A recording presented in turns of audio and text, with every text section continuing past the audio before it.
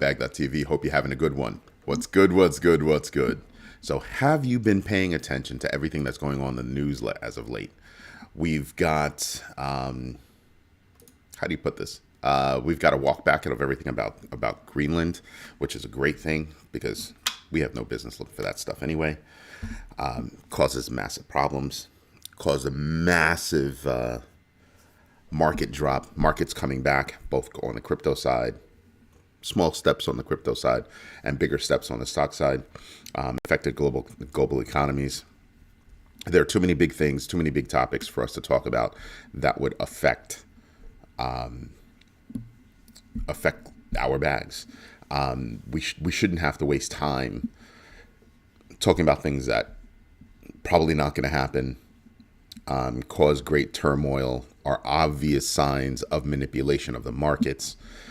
We need to be, careful about that, very careful about that. I think that one of the reasons why it's going to be a tumultuous year is not just because of jobs and insurance and healthcare and housing prices. And no, it's not just going to be because of that. It's going to be because of the mismanagement of national and international policies. That is a huge risk that hangs over our head during this current regime. That's something that we're going to have to calculate as we move forward. Because if you look at everything is, basically some sort of manipulation. Look at all of the crypto moves, manipulation. Some would say rug pull, but a lot of people are avoiding that accusation. But if it looks like one, smells like one, I get the feeling. Right. Something else that happened. I try to pay attention to things that are going on within the banking industry, traditional finance. And the reason why is because you actually have a lot to contend with. Right. So a couple of years ago, I had reported that TD Bank was involved in some nefarious transactions and they got called out. I even had a little excerpt of my video on the Canadian broadcasting channel. Right now, we have a TD Bank executive pleaded guilty to money laundering, facilitating $11 million in suspicious transactions via 1,680 checks, and faces up to 20 years in prison. That's TD Bank executive. Now, I want you to stop and think about something. It's very difficult for something to happen at that level at a bank of that size and have it all point to one person. Feel me? I'm also not hearing about how others might have been picked out that were outside the bank. I'm not hearing about those kinds of things. And that's going to be something I watch out for, because all they're going to do is go look for other places to go launder that money. Follow the value, folks. Follow the value. U.S. crypto markets bill excludes developers from regulated financial status. It doesn't protect them. It leans toward the banking side of the house versus crypto. There's no middle road that they're taking. You've got it was in the agriculture committee. There's another committee that has a similar bill that's going on. They're really trying to move it forward, but I don't see how that happens. I don't see how it happens anytime soon. I think that some changes I think the bill was originally created. A lot of people were happy with it, let it move forward, and then they let people get to the bill. And the lobbyists got to it, the American Banking Association and a whole bunch of lobbyists got to different people, and they put in all of their changes, and all of a sudden the bill didn't look like what it was going to look like. So you had companies like Coinbase just say, no, we don't support this bill. It's lopsided. I mean, everybody knows I'm not a Brian Armstrong fan, but we can agree on that. It's a lopsided bill, and it leans toward the banking industry.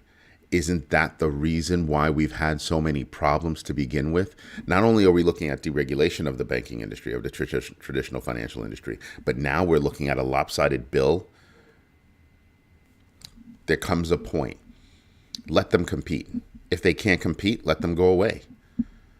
Just saying, just putting that out there for you, straight up. They have to learn to compete again.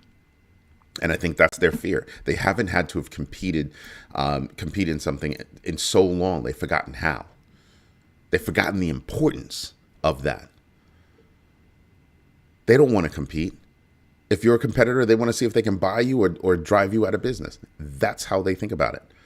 That's not helpful to the United States. That's not helpful to their customers or anything like that. Massive problem in my eyes. All right, so that's what we're looking at right now. So are we going to have a Clarity Act or some rendition thereof anytime soon? I don't think so. I do not think so. I don't think that we're going to have that anytime soon, which is unfortunate. Where's my pen? That's great. Oh, there it is. So there's stuff that, because I'm always taking notes. There's stuff that we need to be paying attention to that they're not helping us with, and that's not cool. Yes, thank you, Trader Joe, because I know what you're going to say. Yeah, there it is. Bam. What else do we have? We've got Vietnam launched a 2026 digital asset trading platform licensing program under decision number 96, with 10 financial institutions ready to participate, though no licenses have been issued yet, but at least they're on the right path. So that's kind of cool. That's kind of cool. And people go, why would you think that's cool? It's all the way in Vietnam. What happens around the world affects the rest of the world. We live on a tiny blue marble. We live on a tiny blue marble. And change can get forced from almost anywhere. You could have a small country that does something, and the big countries go, huh, that's interesting. And next thing you know, big countries are doing it. Just like in business. Sometimes small companies come up with an idea, and they start doing something, and the big company is like, oh, we should do that. Yeah. Because you allow others to be the guinea pigs. And you come along and, oh, yeah, we were thinking that same thing, too. Oh, yeah. Mm-hmm. That's the way it works. That's the way it works. The Philippines banned X's AI chatbot Grok over non-consensual deep fakes. Shocker there. Shocker there. And Grok didn't change anything to the technology. They just made it so that you can't get to the technology unless you pay more money. So I'm going to pay more money to get to faulty technology. That's what that says to me. That's kind of funny. I'm sorry, but that really is funny to me. It really, really is. It's amazing how these companies get away with like doing dumb things like that. Thailand's SEC finalized guidelines for crypto ETFs, futures, and tokenized products, tightened oversight of influencers, and addressed KuCoin Thailand's suspension while aiming to become a regional crypto hub. They get aim for whatever they want. Not mad at Thailand, but everybody's saying, "Oh, we want to be a big hub." Listen, that kind of thing is going to be regional, and that's just the way it's going to be. Big hubs are just going to be regional. Singapore, going to be a big hub, is a big hub. Wherever you see financial systems now, most likely going to be big hubs later on. Like New York, California, Chicago, Brussels, Luxembourg, Singapore. There are just places that are big hubs. Middle East, you just have places that are traditionally big hubs because they move value or they have a ton of value. That's just the way it's going to be. But I will say this, do not sleep on smaller countries. Some of these smaller countries are more nimble. They can afford to do things differently. They can afford to do things quickly. And that's what they're doing. Pay attention to that because that can actually help you grow your bag if you're watching who's setting trend. I know, it sounds crazy. But these are some of the things that I'm looking at. A Columbia Business School professor called the New York Stock Exchange's blockchain plan for real-world asset tokenization vaporware. And I sat there and I was kind of like, yeah, it is vaporware because they haven't made it yet. What they said was, hey, this is what we're going to do. And we have a lot of these elements already in place. We just have to pull it all together, and that's where we're headed. Vaporware is something where you're talking about something and you're tremendously far away. New York Stock Exchange is not far away. So I don't know that I would agree with this Columbia professor. We could sit down and have a conversation about it. I'm more than happy to, anytime. And it's a small disagreement. This professor is actually pretty smart. And he's nailed the fact that, hey, not all the bits and pieces are in place yet. But the technology exists, and they're saying this is what we're going to pull together, and this is how we're going to do it. It's got to be an answer to Ondo Finance tokenizing over 150 different stocks. Ondo put online a hell of a lot of stocks, real world assets onto the blockchain. Boom. Pay attention to these things. Everybody that's reporting on traditional finance is realizing, wow, we're going to have to report on finance. Not traditional finance, not fintech, not just crypto. We are going to have to start, looking at things holistically, because what happens in one sector might affect another sector.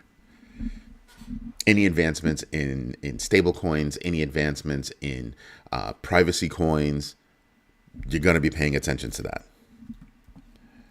You're going to be paying attention to that. So, a study on financial privacy led by BPI and Cornell found 71% of adults concerned about government data use. Government data use, that's a problem. What they're saying is we don't trust the government to have access to data that they don't need to have access to. What they're describing is overreach. Now you know why there's such a big. It's not. Let's talk about this. Let's talk about this. Let's talk about this. It's one. The financial industry is one big thing, and there are offshoots from it. Insurance is actually a part of the financial industry. It's just one of the oldest and slowest moving pieces of the financial industry. If you think a bank is years behind in technology, insurance is going to be 20 years behind that. Seriously, I'm not even playing. Not even playing. If you think about banks running old technology, insurance companies run older technology. Banks have a massive problem, and their massive problem is they just keep, upgrading older technology. And they're finding it hard with all the money that they make. They're finding it hard to actually transition into a more modern framework. That's where fintechs come in. That's where these neobanks come in. They're walking in the door, leveraging more modern technology, making them more nimble, able to pivot faster, make decisions, make moves faster. And big banks don't like that, so they try to buy them. Oh, we'll buy you for a lot of money. And it takes a lot of, let's call it stomach strength, right?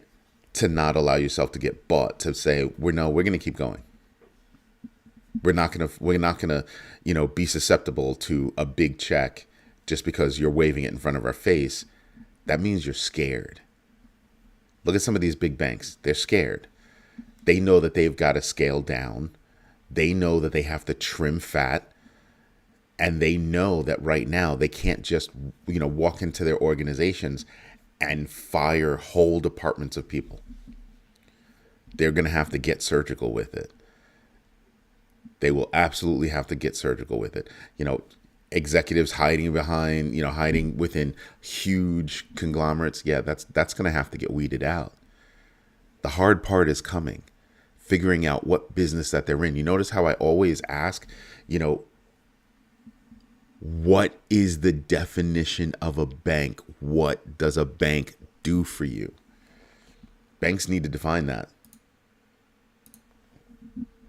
Banks need to define that, and I think they're having problems with it. But we'll see. We'll see what happens. There's a lot going on, a lot for us to pay attention to. Ontario Premier Doug Ford urged a national boycott of Chinese electric vehicles, criticizing a federal tariff deal that reduces duties on 49,000 annual EVs, citing job loss and security risks. They don't want those 49,000 cars coming in from China, is what they're saying. And that's going to be the downfall of any country that continues down that road. Can you build something better? Is my question. Can you build something better? And not for nothing, and this goes for the United States too. Whatever industry you have within a country and another country has a better industry or a better technology, a better approach, learn from it, step up your game. Because if you don't and you drag it out, it's just taking longer for you and your industry to die. If you don't want to import those EVs, don't you import them from Japan already? Don't you import them from Germany? Don't you import them from a lot of different places? But you're singling out China. Interesting. Why is that? I keep harping on the fact that China is, introducing vehicles that have a lot more in the vehicles than not. Is the industry being subsidized? Yes. But also is it identifying that same industry in other countries as being bloated and greedy? Also, yes. Have you looked at some of the cars that we're able to buy now? Over the past just couple of years, that the quality of those cars has gone to crap. You're lucky if a car lasts you 5 years. And some people will sit there and go, no, that's not true. No, I'm dead serious. Everybody knows it. When your warranty, expires, that's when everything has a massive breakdown. You need to fix this. You need to fix that. And they want to make it so that you need to fix so many different things that you just go out and buy a new car. Because nobody's actually going out and buying a new car outright. They go out, they'll go get financing, and everybody sees that monthly number. Do you not see what's going on? The whole world wants you to continue paying a monthly number, a subscription almost. Your mortgage, equate that to a subscription. It used to be that one salary, 2x one salary would get you a car, get you a house, get you vacations. Just for the house alone, it takes 2 salaries and 7x. Right now, today. So if you have an industry that is afraid to let somebody else into the country, into their industry, you have to ask yourself 2 questions. Are we going to be importing crap or importing something that's going to force competition? Lethargy is a bad thing. Lethargy is a bad thing. There's nothing going on in those Chinese vehicles that we can't do here, that we can't do in the Northeast, that we can't do in North America, that we can't do any place in the world. There's no technology in that car that we don't already have access to. But we're so caught up in, you want to be able to press your button 2 times down to make it go up and down automatically? Oh, that's going to cost you extra. They're taking too long to introduce things. Remember when you used to have to wind up your window? I do. I'm old. And it took a long time for push button windows to actually be implemented. Once the technology is done, they just want to drag it out. And that's what we're seeing right now. Everything's being dragged out. Oh, you want real leather in your car? That, if it can happen, it's ridiculously expensive. And I get it. Sometimes things become expensive. But technology gets cheaper over time, not more expensive over time. The average price of a car is greater than $50,000 in the United States. I don't know what it is in Canada. Hey, good morning, Stitchy. So I'm just wondering, at what point does the government turn around and tell the industry, shut the hell up and step up your game? Shut the hell up and step up your game. Build better things. Add more quality.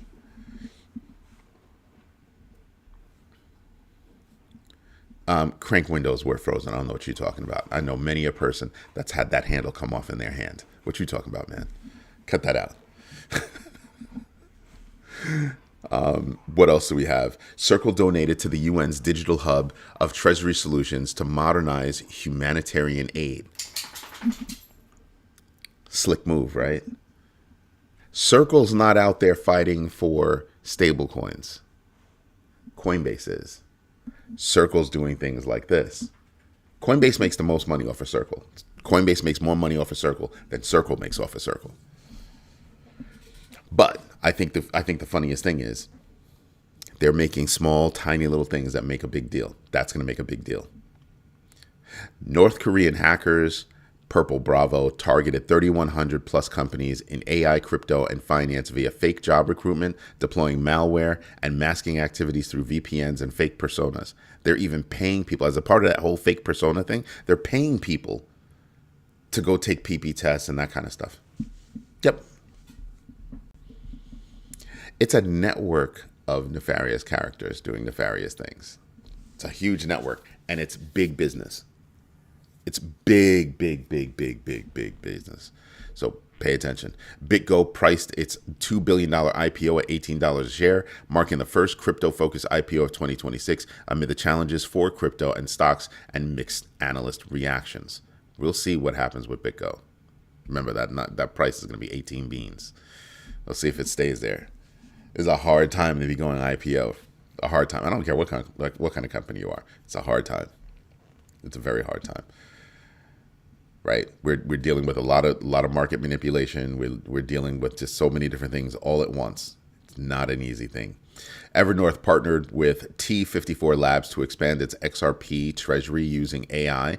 They have a platform that they were introducing that increases your abilities in the financial space, reports, those kinds of things, to become the largest multinational XRP holder with $1 billion in reserves and a 2026 NASDAQ listing.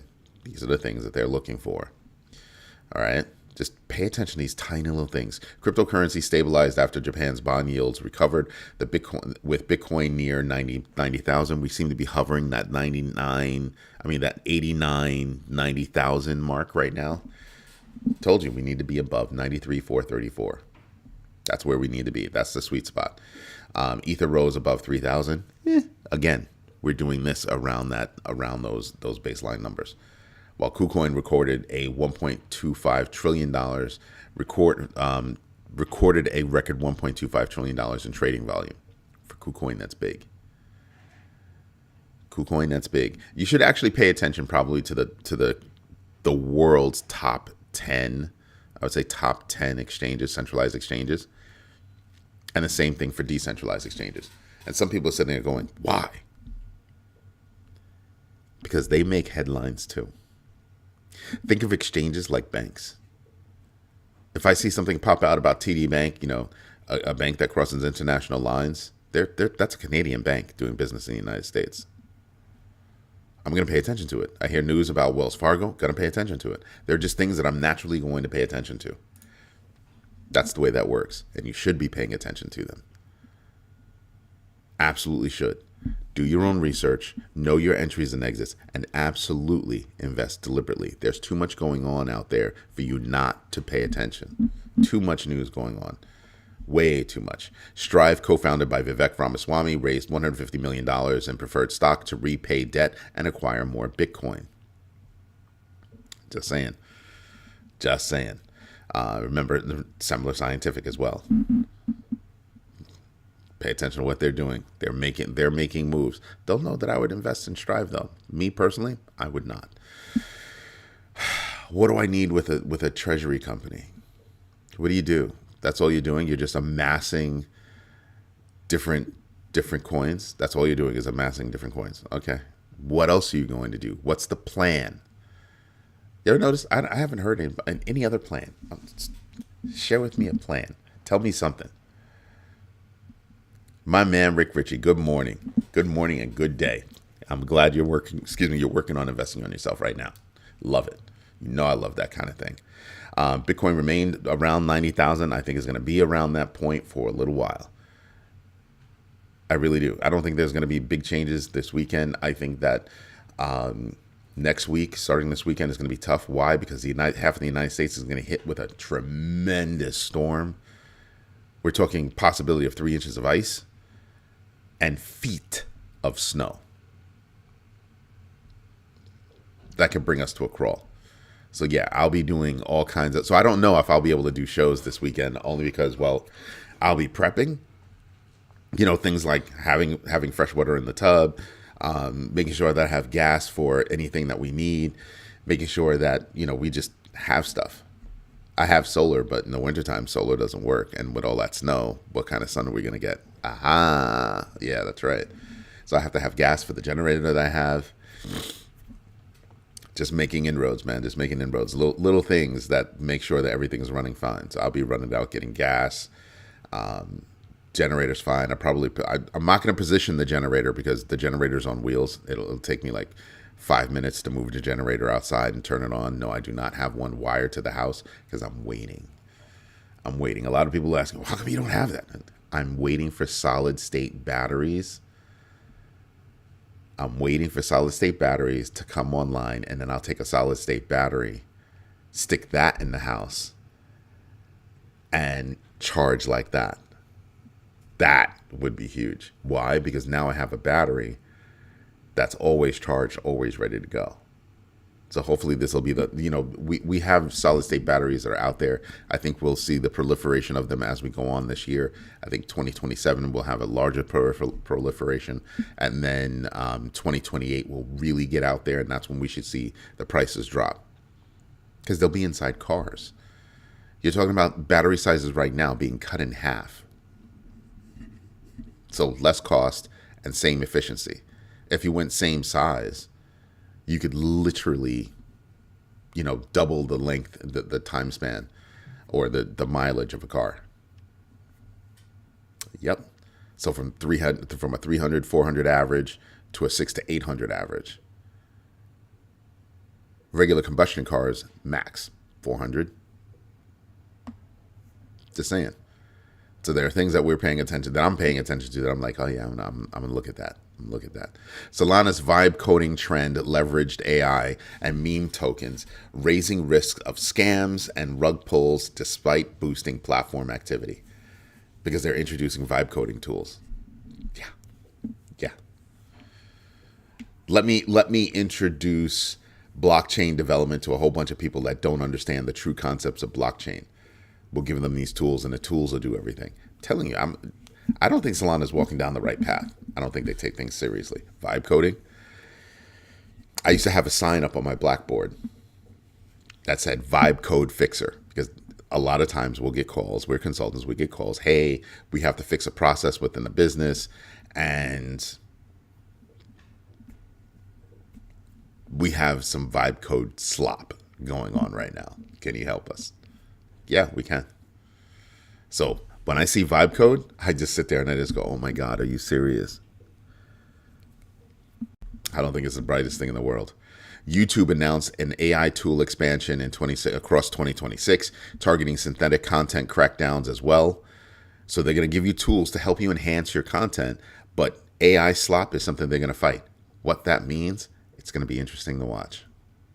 It's going to be interesting to watch. I think they're going to be targeting, and I don't think people understand this, but they're going to be targeting a lot of headless videos. They will absolutely target a lot of headless videos. Are you coming up with your own content? That's what they're going to be looking for. OpenAI is working on securing a $50 billion influx from or investment from Middle Eastern investors, boosting its valuation to about $500 billion. They need money in a big way. I'm telling you, I do not give OpenAI a lot of time. I don't. I really, really don't. Their business model has to change. It really does have to change. Now they're going to be introducing ads on their platform. So I think it's at the $8 level. So you pay $8 a month, but you're still going to see ads. That's going to be crazy. I think they're going to wind up driving more and more businesses over to Rebel Visions, because those businesses are going to be like, hey, we heard you guys can set us up with our own internal AI and we don't have to worry about that. Yes, we can. I think they're going to change the industry by pushing the industry away, by pushing users of the tech away. There's nothing ChatGPT can do that our internal can't do as well. Is ChatGPT going to be faster? Maybe. But a few seconds over here versus maybe split seconds over there, yeah, I can wait. To not have to pay anything?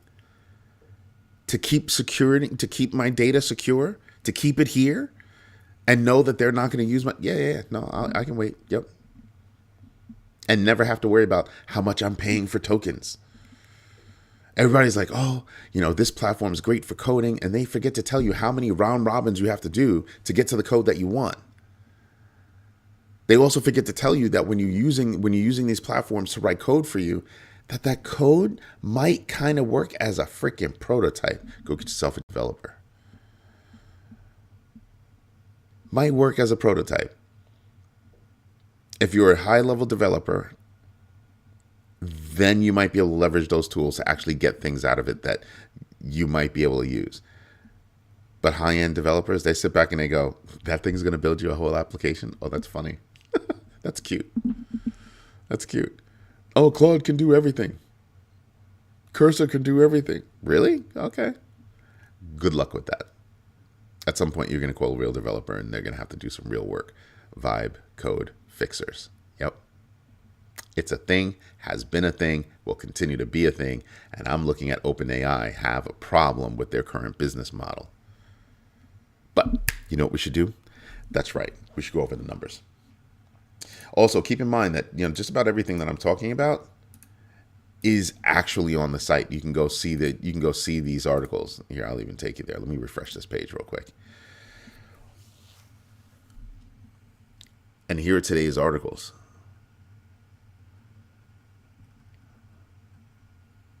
And that's not all. Yeah, you just keep scrolling and it'll just keep adding all the articles. And if you want to search for a topic, you just go over there and search for the topic. I'm just saying, we have a lot of stuff going on. We'll come back to that. Looking at Dow futures implied open 126 points up, S&P futures implied open 35 points up, NASDAQ futures implied open 208 points up, oil down 0.84, US 10-year down 0.008. I think that's the same number that we had yesterday for the US 10-year. Interesting to me. Who do we have today that's going to be reporting? Procter & Gamble, GE Aerospace, Intel, Intuitive, Abbott Laboratories is going to be big. Capital One is going to be big. Freeport McMoran, CSX, pay attention to that. Northern Trust, McCormick and Company. You have a lot of companies reporting. Pay attention to these things. I'm telling you. Mobileye, yeah, another one to pay attention to. Security infrastructure. Just saying, there are a lot of companies that are reporting. We still have the Mag 7 that have to report. They're saying that Microsoft could be the biggest sleeper. They could be. Microsoft's firing on all pistons. Just saying. What else do we have? Give me a moment. There you go. So today we've got initial jobless claims, GDP, first revision, personal income. It's a delayed report. Personal spending. It's a delayed report. PCE. PCE year over year, and core PCE. Just saying, pay attention to these numbers because they talk to you about inflation. It's a lot to actually, there's a lot of information out there that you need to bring together, synthesize, read over it, understand, and pick out those pearls of information, and then understand which pearls are linked to which pearls. Just saying, pay attention to these things. Fear and greed index dropped again. We're at 24 yesterday. We're at 20 today. Scary, no? All right, I didn't add my metrics. I knew there was something I missed this morning. Right now, we're at $121.093 billion in total value locked. We had dropped down below 124 a short period of time. So it's good to see us back above 121. I like being above 125. It gets us closest to that 150 mark that I like. It's been a long time since we've been at 200, and it'll be a long time before we get to 200, just saying. But being above 125 would be my happy place. You are currently looking at Bitcoin, like I said, below my 93,434 number. Everything was fine until our regime opened up its mouth about tariffs, and it completely trashed the market. Look how big of a drop that is from here to here. We were on an upward swing. We were starting to consolidate, and then murmurs started to happen, and then bam. This is why I talk about manipulation. Unnecessary volatility is going to be the the main factor of this regime, from what I understand, from what I see thus far. We need to be above $93,434 for Bitcoin. Period, straight up, full stop. Looking at this board, to me, there is still just a lot of opportunities right here. There was a note about Hyperliquid. Give me a moment. Let me see something. Control F. There you go. CoinStats just revolutionized. It was a press release that I wanted to capture. CoinStats has integrated 3 perpetual decentralized exchanges, Aster, Hyperliquid, and Lighter, into its portfolio tracking platform. Now you understand why Hype is up. It's nice having notes. It's nice having notes. But you see, Solana picked up a little bit. I still think Solana is going to go down. I don't know why. I just have a feeling. But it's nice to see it go up. It was at 126, as low as 125, 126, and going up to 130 right now. I think there are different coins where you can make money. And if you study those coins, you can make money off of them. Right now, I'm just looking at a lot of coins that are telling me I can make money off of them right now. If I buy in right now, just playing that tight market can make me money. I did it with Aster. And Aster is now plummeted. I mean, Aster is like, yikes. Let's see. Bitcoin, year to date, up 2.76. This used to be reversed. Now Bitcoin is doing better than Ethereum. It's taking Ethereum a little bit longer to catch up to the positive momentum. We'll see what happens. It's not that there's a competition right there. I'm just noticing how the year to date patterns are going. But I pay attention to all of these patterns: 1 hour, 24 hour, 7 day, 30 day, 60 day, 90 day, and year to date. I like understanding the rhythm of a prospective coin that I might be interested in. It helps me to understand what's going on with it. Dead serious. Now, when I look at the crypto tracker, let's take a look at the winners and losers. Let's see, midnight down. Every time I turn around, it's always down. 5.39% with a GMB factor of 1.04. Dash is down, and you immediately go into my 5% rule. So it doesn't even make sense to start talking about it. Then you come over here and you see, well, let's see who's up. Sandbox is up 9.91% with a GMB factor of 51.26. Yeah, I not something I'm going to touch. Maple Finance, somebody had mentioned that to me the other day in conversation. It's up 9.77% with a GMB factor of 0.89. It's probably why they were talking to me about it. Pendle up 7.73%, GMB factor 2.49. One of my friends, Mr. Shukamoto, he's into Pendle. Lighter with that big move, 7.35% up, 3.37 GMBX factor. Decentraland up 6.72%, GMBX factor at 34.54. All of these gaming, metaverse plays are down by mucho. But I think they're going to start coming back. No time soon, but I think they're going to gradually start coming back. I'm telling you, pay attention to these things. Render up 6.72%, GMBX factor 5.63. Pump.fund. Remember, they also opened up a fund account, an investment fund, up 5.89%, GMBX factor of 2.36. Axie Infinity up 5.75, GMBX factor of 64.18. Stacks up 5.71, GMBX factor of 10.97. I mean, you've got a lot. You've got to come all the way down. The Hyperliquid being up 5.3 with a GMBX factor of 1.72.